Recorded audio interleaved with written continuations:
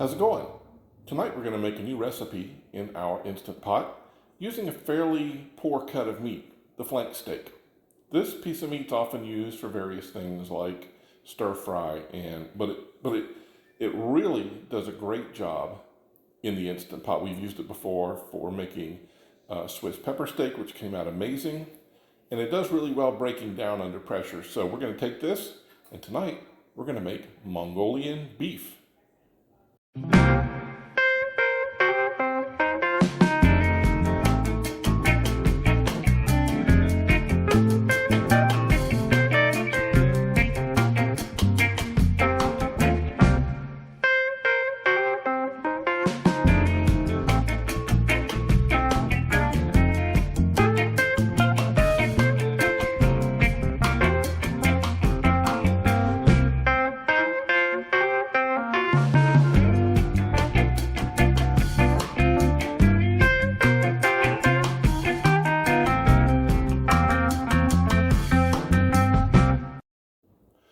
All right, if you like a lot of garlic, this is the recipe for you.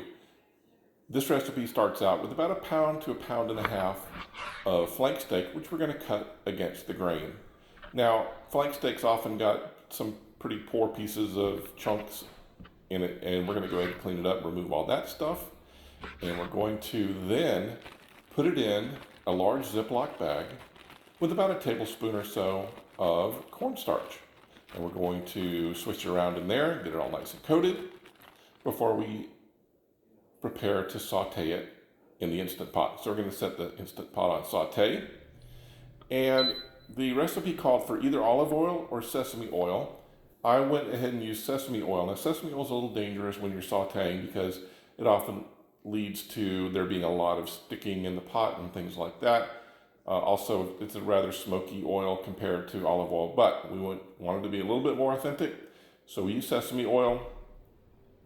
And also, when you go to saute the meat in there, if you have a full 1.5 pounds, you're probably going to want to do it in 2 batches.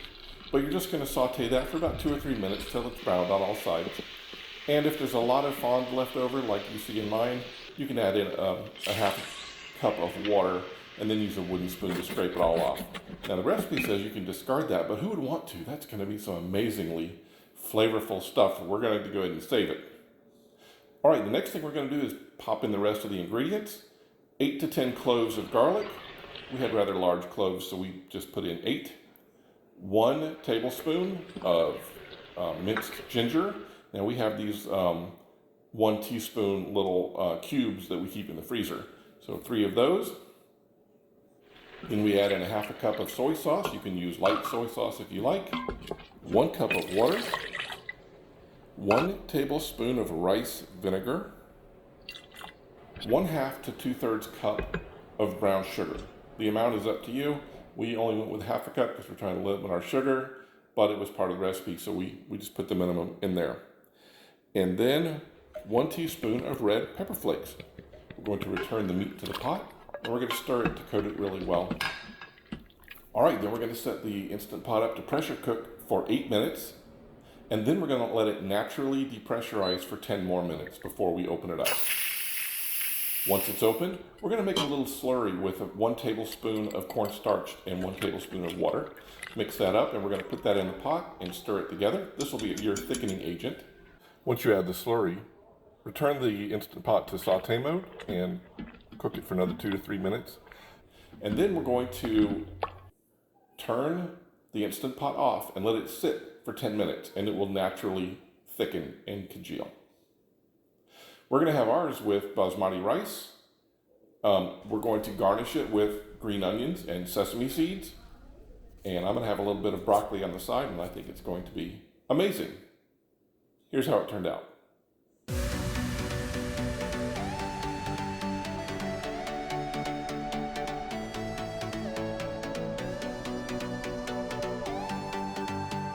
Are you ready?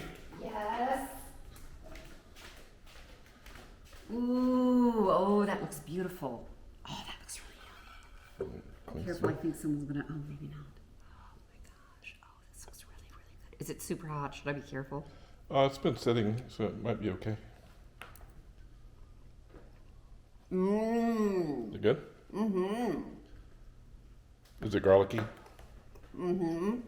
That's good though. Mm-hmm. What about the ginger? Can you taste the ginger? Mm-hmm.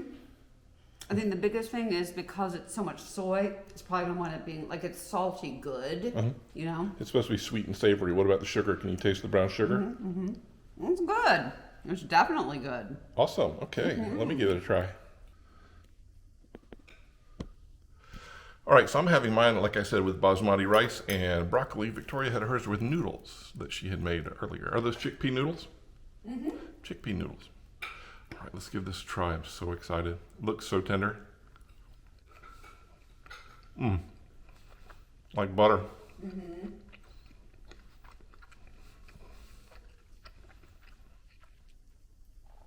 Such a great mix of sweet and savory. You can taste the sweet, savory to start, sweet after you swallow.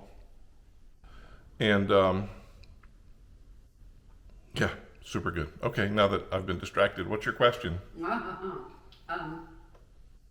What's the slurry made of? Like, what's the thickener? It's 1 tablespoon of cornstarch, 1 tablespoon of water. And it starts out with a pretty good amount of cornstarch as the coating of the meat. Yeah, so I have to say, this is not terribly easy, but it's not hard either. It's really, getting all the garlic prepped. If you don't have to prep the ginger, then it's even easier. I have a point to make is that you absolutely can taste the deliciousness of the garlic, and it's not out of control though, because when you said 8 cloves, I thought, whoa, this is gonna be crazy. Yeah, you would think so. It's like the flavors are mixed just perfectly. It's the garlic, the ginger, the sugar, so it's sweet and savory and salty with the soy sauce and all. It's really a nice mix. Very, very good. All right, well, we're starving. We're gonna go eat. As always, thanks for stopping by. We appreciate it. And why don't you give this a try? I'm sure you'll love it. Bye.